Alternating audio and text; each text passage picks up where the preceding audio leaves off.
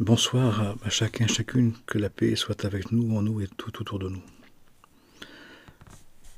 Cette semaine, dernière semaine avant la Pâque, qui cette année, la Pâque occidentale avec la Pâque orientale et la Pécha juive sont réunis, événements rares et précieux. Je propose de parler de six types d'orgueil, de six types de passions qui ont besoin d'être annulés en nous pour que l'on puisse faire ce grand passage, vivre la Pécha, la Pâque, le grand passage, le passage d'un état d'être à un autre état d'être, et pour cela, afin de recevoir un supplément d'esprit, une visitation de l'Esprit Saint, de l'Esprit de vérité encore plus grande, encore plus intense, pour grandir spirituellement, pour se parfaire divinement. Il y a besoin donc de se défaire de part d'orgueil, de part de passion, de part de difficulté, de difficultés, de manière d'être, qui nous encombrent et qui prennent la place justement à la venue et au dépôt et à l'accueil de l'Esprit Saint. Et donc ce soir, j'aimerais parler des regrets et des remords. Nous avons à nous défaire, à nous délier des regrets et des remords.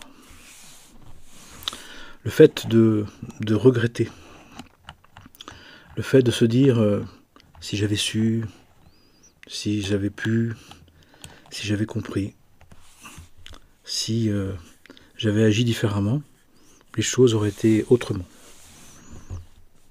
Qui donne des formes de nostalgie, de chagrin, de contrariété, de déception.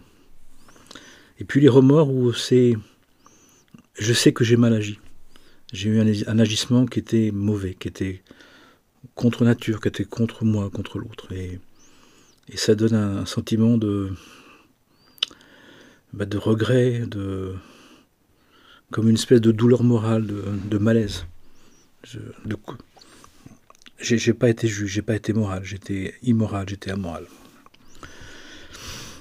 Et bien on nous dit que ces deux choses-là sont comme des venins, sont comme des ferments, comme des levures d'orgueil, des levures, en particulier les regrets, les remords, de manque de confiance en Dieu, de manque de foi en Dieu.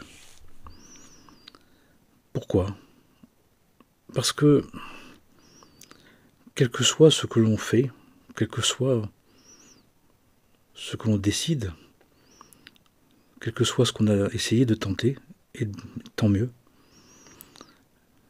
il faut savoir que le résultat n'est pas garanti. Que nous ne pouvons pas prétendre, en voulant quelque chose, même le mieux, même le bien. On dit que la plupart des personnes ne sont pas dans l'idée de faire du mal, ils sont là justement dans l'idée de faire du bien. Mais ils le font pas bien ou ils le font mal. Mais ils se font mal avec. C'est pas volontaire. C'est pas voulu. Mais on nous dit que les regrets, les remords, ça serait l'idée que quelque chose s'est mal passé. Quelque chose ne s'est pas passé comme il convenait. Que quelque chose s'est passé comme on ne le voulait pas. Peut-être.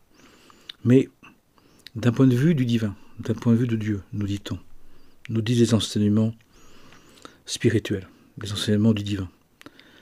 Il faut savoir que c'est le divin qui décide du résultat de ce que l'on veut, de ce que l'on désire, de ce que l'on décide. Ce qui fait que on peut vouloir ce qu'on veut, on peut avoir envie de faire ce qu'on a envie. Mais ce qui va se produire, ce qui va se passer, ce qui va s'accomplir ne nous appartient pas. On n'en est pas encore maître. on n'en est pas maître et on n'en est pas encore maître.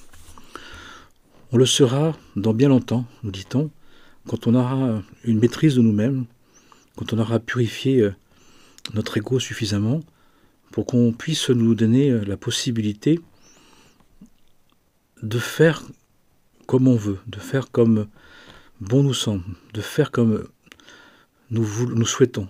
Pourquoi? Parce que nous aurons tellement purifié notre corps de désir, notre corps astral, notre corps des passions, différentes manières de dire l'ego aussi, que on ne voudra et on ne pourra que désirer de faire le bien selon Dieu, pas selon nous. Ça veut dire aussi ce que je dis là, que nous pensons savoir ce qu'est le bien et ce qu'est le mal. Nous pensons que nous avons la possibilité de le savoir vraiment. Mais à vrai dire, dans l'état actuel de notre conscience et de notre inconscience, de notre connaissance et de notre ignorance, de notre amour et de notre haine, de notre bienveillance et de notre indifférence, nous ne sommes pas encore, pour le moment, en capacité de savoir que ce que l'on veut, que ce que l'on décide, que ce que l'on désire est vraiment juste et vraiment bon. Ça ne veut pas dire qu'il n'y a pas de bon, ça ne veut pas dire qu'il n'y a pas de vrai, ça ne veut pas dire qu'il n'y a pas de juste. Mais on ne connaît pas dans ce que l'on veut, ce que ça déclenche comme historique, ce que ça fait venir dans notre vie. Quelle est l'histoire de notre âme avec ce que l'on veut? Ça, on ne le sait pas. Quelle est l'histoire de notre héréditaire qu'on est venu prendre en charge, qu'on est venu rédempter, qu'on est venu renouveler, qu'on est venu ressusciter, en esprit, en vérité? On ne le sait pas. Ce qui fait que, finalement, d'un point de vue spirituel, les regrets et les remords sont l'expression d'un attachement à un vouloir personnel, un attachement à un vouloir égocentrique. On regrette finalement, on a les remords que ça ne se soit pas passé comme on voulait. Mais on oublie, en pensant les choses comme ça, que pour le moment, c'est Dieu qui décide de ce qu'il va se produire dans ce qu'on fait. Que c'est Dieu qui détermine ce que va faire, ce qui va se réaliser, et comment ça va se réaliser, et pourquoi, dans ce que l'on veut. Ce qui fait que pour le moment, d'avoir des regrets et des remords est une forme d'orgueil, une forme de vaingloire, une forme de vanité, une forme de prétention cachée. C'est pas forcément volontaire, mais il faut le savoir. Donc, en le sachant, au lieu d'être chagriné, d'être contrarié, d'être mécontent, que ce soit pas passé comme on voulait, c'est de dire, mais si ça s'est passé comme ça, c'est que ça devait se passer comme ça. Parce que le divin prend soin de nous. Le divin fait en sorte qu'on réussisse. Le divin ne veut pas qu'on échoue. Le divin nous protège. Un maximum de conséquences de notre désir, de vouloir personnel qui pourrait engendrer encore plus de soucis. Ce qui fait que derrière ce qu'on appelle nos remords et nos regrets, nous devons comprendre qu'il y a une grande protection divine, il y a une grande bienveillance divine, qui fait en sorte que notre feu du désir, notre enthousiasme, notre envie, soit purifié de tous les agrégats égoïstes, égocentriques, d'intérêt personnel, de vouloir personnel, qui ne sont pas forcément ajustés à notre projet d'âme, ne sont pas forcément ajustés au temps présent. C'est pour ça que, par exemple, on nous dit qu'il y a pas mal de choses que l'on désire, parfois qu'on désire fort, que les personnes mettent toute leur vie en jeu pour le réaliser, et c'est juste pour le terminer. C'est juste pour voir que c'était pas ça. J'ai vu des personnes qui ont fait des hautes études, qui ont fait des des projets de fous qui sont partis à l'autre bout du monde pour changer de vie. Et c'était juste une fois qu'ils l'ont accompli pour voir que ce n'était plus ça. C'est une très grande réussite d'un point de vue spirituel. Mais d'un point de vue personnel, comme ils avaient projeté une réussite, un accomplissement, une croissance, une amélioration, un développement, bien logiquement d'un point de vue de la personnalité. On ne fait pas les choses pour les arrêter, on ne fait pas des choses pour les terminer. On ne commence pas quelque chose pour que ça ne marche pas. On ne fait pas des études pour dire c'est pas ça. Et pour autant, ça peut donner ça. Et sachant que on a fait tout bien, que même si on fait tout bien, même si on s'investit à fond, même si je vois des personnes qui se donnent à fond pour des projets, et ça ne donne pas ce qu'ils avaient pensé. Parce que quand on nous dit si tu veux tu peux, oui, si tu veux tu peux, mais on ne nous dit pas la suite. Si tu veux tu peux, mais sache que le résultat, c'est Dieu qui le décide. Sache que le divin va regarder dans ta carte de vie spirituelle, dans ton historique d'âme, si tu as besoin de réussir ou peu ou pas. Parce que notre projet d'âme, notre projet spirituel, n'est pas un projet égocentrique, n'est pas un projet que pour nous. C'est une aberration spirituelle, c'est une bêtise spirituelle, c'est une ignorance spirituelle de penser on peut avoir un projet personnel, individuel, décharné, débranché, déconnecté des autres, du monde, de la création de l'humanité. Nous travaillons en communauté, en famille, en lien avec d'autres âmes. On ne travaille jamais seul. D'ailleurs, c'est pour ça qu'il est interdit d'œuvrer tout seul. C'est quand 2 ou 3 sont réunis. C'est quand au moins 2 ou 3 sont réunis que le je suis peut être présent et nous animer. Pas jamais tout seul. C'est un grand danger. Dans la Philokalie, les pères disent que quelqu'un qui s'isole est quelqu'un qui est en grand danger. Un danger de grande illusion, de grande désillusion. Et donc de grande désillusion. Tout ça pour nous dire, sachons cet enseignement, sachons ces lois, et pour arrêter de regretter, arrêter d'avoir des remords, qui est un poison, qui est un venin, qui est une amertume, un levain, une levure d'orgueil, une levure du mauvais en nous, une levure d'ego en nous qui nous pourrit la vie. Comment s'en défaire? C'est de savoir que ce que l'on fait, ce que l'on désire, ça se présente devant Dieu. On a d'ailleurs à le présenter devant Dieu, pour dire Seigneur, voilà, j'ai envie de faire ce projet. Mais comme je ne maîtrise pas, je ne suis pas sûr et certain que ça soit totalement juste. Et moi, bien sûr, j'ai des grandes ambitions, j'ai des grandes projections, et je vois les aides qui ont des grandes projections, on veut la totale, c'est légitime. Mais est-ce que c'est autorisé par le ciel? Est-ce que c'est décidé par le ciel? Est-ce que on se souvient que c'est le ciel qui décrète?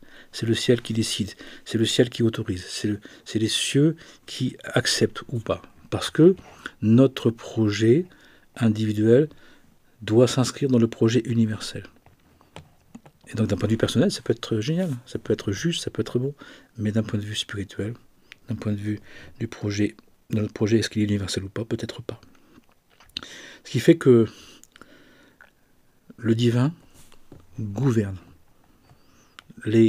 notre réussite. Le divin, c'est Dieu qui nous donne la force de réussir, de vouloir, de désirer, de vouloir, de tenter. Mais il faut savoir que ce que ça produit est mis sous le regard du divin. Et c'est lui qui regarde dans ce que l'on veut, ce qui peut servir notre projet individuel pour servir l'universel, et il est gardé. Et c'est une grande réussite. Mais de ce point de vue-là. Mais par contre, ce qui n'est pas autorisé, ce qui est enlevé, ce qui est supprimé, ce qui n'est pas donné, ce qui est repoussé, ce qui est refusé, c'est ce qui n'était pas utilisable dans le cadre de notre projet d'âme pour servir le projet universel.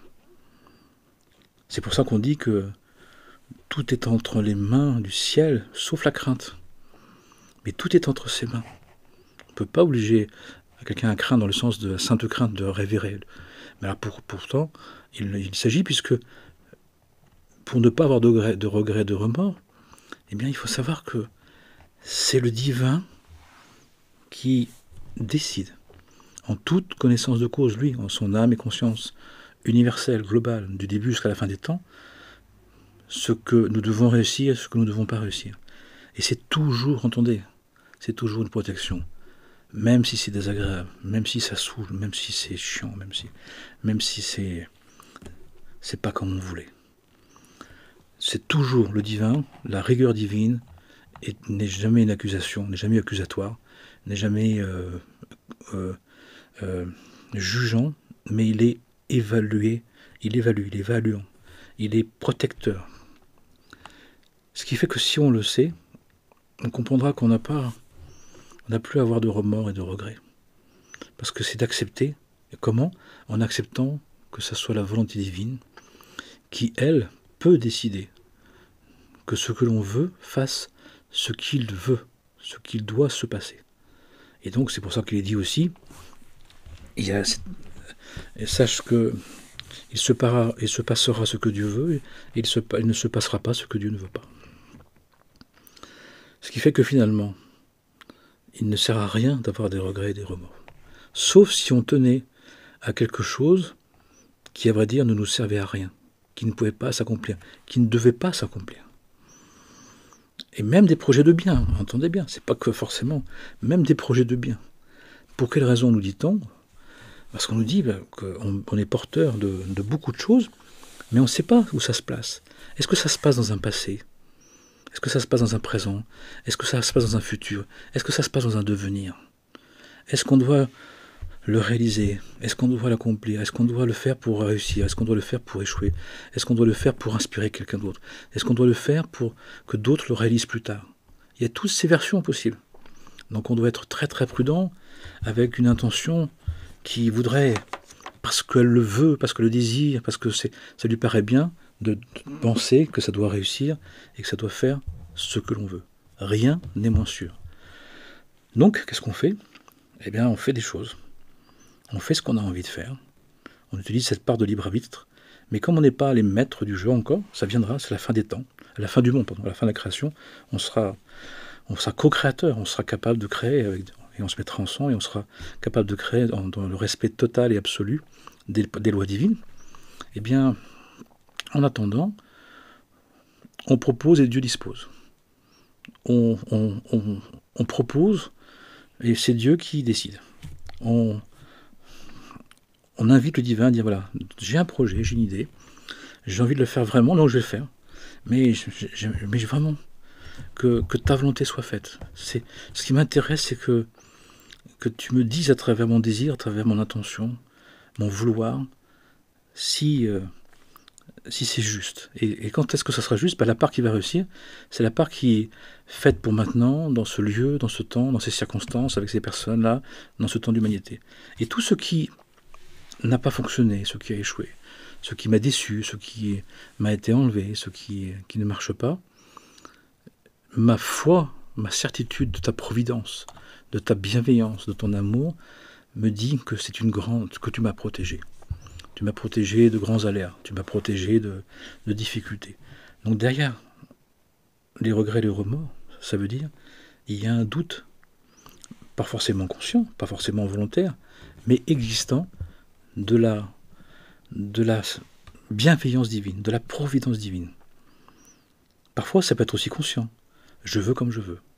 Si tu veux comme tu veux, et que ça ne marche pas comme tu veux, tu vas avoir des regrets et des remords. Mais c'est comme un acide intérieur. D'ailleurs, ça crée des acidités, ça crée des amertumes, ça crée de la mélancolie, ça crée de la colère, ça crée du mécontentement. Hein, on dit que le regret, ça peut créer de la nostalgie, des remords, de la contrariété, du mécontentement, de la peine. Alors qu'il s'agit justement d'être dans le contentement, d'être dans le remerciement, dans la gratitude, dans la joie.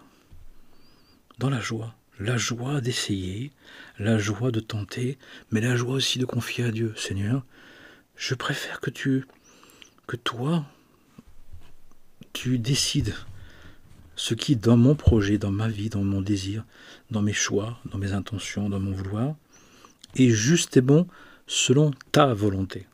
Parce que toi, tu es le maître de la vie. Toi, tu as une vision globale, éternelle. Moi, j'ai une toute petite vision. C'est comme il y a un immense mur là, de 2 km et je vois un petit trou à travers, je regarde. Et je me dis, oh là là, t'as vu, par rapport à ce que je vois, ben, je sais déjà tout ce qui se passe derrière. Ouais, mais tu vois juste à travers un trou, là, puis en plus, tu vois pas tout. Ouais, mais j'imagine, je suppose. Et derrière le regret et les remords, eh bien, en équivalence, il y avait les suppositions, l'imaginaire, les intentions personnelles, le vouloir personnel.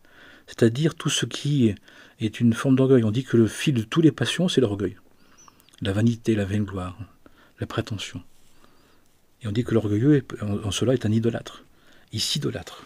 Il pense qu'il peut se passer de la volonté divine. Il pense que la providence divine n'agit pas, qu'il peut faire ce qu'il veut. C'est faux, c'est totalement faux. Et au lieu de l'apprendre par les coups, par les déceptions, les désillusions, et des illusions qui peuvent coûter cher. J'ai vu des personnes qui sont parties bien en tête dans des projets à plusieurs millions d'euros, dans des lieux, et de tout changer. Ils ont tout perdu. Ils ont perdu leur boulot, leur famille, tout a explosé. Des communautés aussi, des gens qui font des projets en commun et qui pensent que la bonne volonté personnelle, en plus associée, va faire tout le reste. Mais ils oublient que le maître de la vie, celui qui décrète, qui décide et qui détermine, c'est ni toi ni moi, c'est Dieu. Si Dieu veut, comme il veut. Puissions-nous le savoir, nous en rappeler, l'accepter, l'intégrer, pour quitter ce que nous devons quitter. Et aujourd'hui, je fais ce soir, donc on est samedi soir, donc pour ce dimanche, faisons ce travail. Quittons les regrets, les remords. Ce qui s'est passé, c'était juste. Ça devait se passer comme ça. Parce que j'étais juste de vouloir. On est juste toujours d'essayer de tenter. C'est beau. C'est la grâce d'être un être humain. Mais le résultat, il n'est pas garanti. Le résultat, il est celui que Dieu veut. Donc, au lieu de regretter, d'avoir des remords, c'est dire qu'est-ce que j'ai appris ? Qu'est-ce que je devais comprendre ? Qu'est-ce que je n'avais pas compris ? Les remords et les regrets, d'une certaine manière, c'est de se passer de faire une évaluation, de faire un bilan, de conclure, de comprendre. Qu'est-ce que j'ai appris de ce qui s'est passé ? Comment j'ai fonctionné dans mon attitude ? Qu'est-ce que j'ai appris de tout ça ? Que je ne maîtrisais pas tout, que je pouvais vouloir, mais je ne pouvais pas garantir le résultat. Et que j'ai oublié la providence divine, j'ai oublié que le maître de la vie, c'est Dieu, c'est pas moi. Mais je peux le réintégrer, si je le souhaite, si ça me parle. Et donc j'ai plus de regrets, j'ai plus de remords, je veux en faire des enseignements. Maintenant j'intègre ça. J'intègre que je ne suis pas le maître de ma vie. Pas encore, à la fin des temps, à la fin de cette création, mais pas avant. Que c'est Dieu qui décide. Que si je veux faire comme je veux, je me fais croire que je suis capable de maîtriser le résultat, et c'est totalement faux. C'est pas vrai, c'est pas encore. Bien sûr que ça viendra dans le temps, ça viendra à la fin de cette création. C'est pour ça que parfois des personnes ils disent des choses vraies, mais ils disent pas dans quel moment, dans quel temps. Non. Quand tu veux, tu peux, oui. Quand tu veux, tu peux le résultat total et définitif à la fin de cette création. Pour l'instant, c'est pas entier, c'est pas complet. Et ça peut ne pas durer, même quand on réussit. Et donc ça veut dire qu'il n'y a aucun échec. Donc il n'y a aucun remords, aucun regret. Simplement, c'est de voir ce que j'ai vécu, ce que j'ai appris. Ce que j'ai appris à accepter de la providence divine. Ce que j'ai appris d'accepter des décrets divins. Donc d'intégrer dans ma vie que c'est Dieu qui existe, c'est Dieu qui est présent, et c'est Dieu qui est providentiel, et c'est lui qui décide des choses. Ce qui fait qu'en faisant ça, on peut vraiment s'apaiser, on peut trouver une tranquillité d'esprit, et parce que ceux et celles qui ont compris ça, ils sont tranquilles, rien ne m'empêche de faire quelque chose, rien ne m'empêche de tenter, mais j'accepte que je ne suis pas, que entre mes mains n'est pas le résultat, c'est entre les mains du divin, c'est entre les mains du ciel, tout est entre les mains du ciel. Donc à la fois, je peux espérer, je peux tenter des choses, mais je sais aussi que je ne suis pas maître. Ce qui fait que, après, on est prudent, on est sage, on est conscient, on dit, là, je vais présenter mon projet à Dieu, Et puis quand je fais mon projet, j'ai prié Dieu, et puis je vais remercier le divin, et je vais faire en sorte que de retirer de mon projet, de ma projection, un maximum de ce que le divin peut accepter que je réussisse, que je dois réussir dans ce que je veux. Merci Seigneur de me donner l'occasion de réussir dans ce que je dois réussir. Et dans ce que j'échoue, dans ce qui ne réussit pas, j'ai aussi réussi. Parce que tu ne me l'as pas accordé, parce qu'il y a une raison profonde. Il y a une raison sérieuse. Il y a une raison essentielle que je ne connais pas. Mais ma confiance en toi, ma confiance en la vie, en le maître de la vie, en le maître du monde, le maître de l'univers, de l'éternité, celui qui m'a créé, fait que si ça ne s'est pas bien passé comme je voulais, c'est que ça s'est très bien passé comme toi tu voulais. Et c'est surtout pas pour rien, c'est surtout pour quelque chose d'important. Une protection divine, un prendre soin divin. Le divin est miséricordieux et compatissant. Il fait tout pour nous faire réussir. Et dans ce sens-là, nous sommes en pleine réussite, nous sommes en plein accomplissement. Sauf si on voulait réussir de notre manière, et bien là, on est dans des regrets, des remords, c'est-à-dire finalement, on n'accepte pas au fond qu'il y ait une volonté divine, qu'il y ait des décrets divins, qu'il y ait une providence divine, que c'est le seul divin, que finalement, eh bien, la vie appartient à Dieu, que tout est entre les mains du ciel, que la volonté divine est celle qui décide de ce qui doit réussir ou pas, selon ses critères. Mais je peux le vivre comme une pleine réussite. J'ai réussi dans ce que j'ai réussi, dans ce qui a fonctionné, et j'ai réussi dans ce qui a échoué. Parce que les deux sont spirituellement parlant, une réussite par Dieu, en Dieu et avec Dieu, selon les critères divins, qui lui connaît mon âme mieux que moi, connaît le pourquoi, le comment. Puissions-nous l'envisager, puissions-nous le concevoir. Encore une fois, c'est libre. Prenez ce que vous voulez. J'essaie de vous dire les enseignements traditionnels, le mieux possible, le plus simplement possible, le plus pratiquement possible. Maintenant, à vous de voir.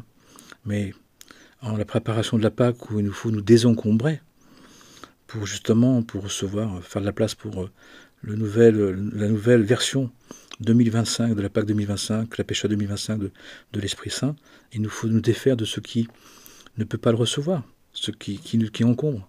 Et donc aujourd'hui, supprimons en nous toutes les formes de regret, de remords, puisque nous avons totalement réussi selon la version divine, la version de notre âme divine. Amen et Amana, que le Saint-Nom divin nous bénisse en cette nouvelle semaine, et que nous puissions nous défaire avec joie. Ça donne de la joie, avec la joie, de retrouver la joie, d'avoir tenté les choses, et que le résultat, Dieu le garantit, qu'on le comprenne ou pas, que ça nous paraisse bien ou mal, que ça nous paraisse juste ou injuste, Dieu nous garantit un résultat total, absolu, entier, complet. Puissions-nous le concevoir et l'intégrer pour retrouver cette joie, cette tranquillité d'esprit, mais joyeuse, la joie de vivre, la joie de tenter, la joie d'essayer, et de nous remettre entre les mains du divin, puisque c'est lui qui est le maître des résultats, le maître des conséquences, le maître absolu qui nous dirige et qui nous fait réussir, quelle que soit la forme de notre réussite, qu'on appelle réussir ou échouer. Lui, échec, réussite ou échec. Dans les deux cas, nous avons pleinement accompli ce que nous avions à accomplir dans notre projet, que nous avons envisagé, que nous avons tenté. Amen et Amana, très très bonne semaine, que Dieu nous bénisse, que l'Esprit Saint, l'Esprit de vérité, l'Esprit de Dieu, nous guide, nous éveille, nous défasse, nous délie de tout ce qui nous contrarie pour nous placer dans un autre degré de foi, de confiance en Dieu, de certitude de sa présence, de conscience de sa providence et dans son immense et totale bienveillance et miséricorde et compassion à l'égard de tous les êtres, pour le bien de toute l'humanité et la création sans exception, bien évidemment. Amen et Amana.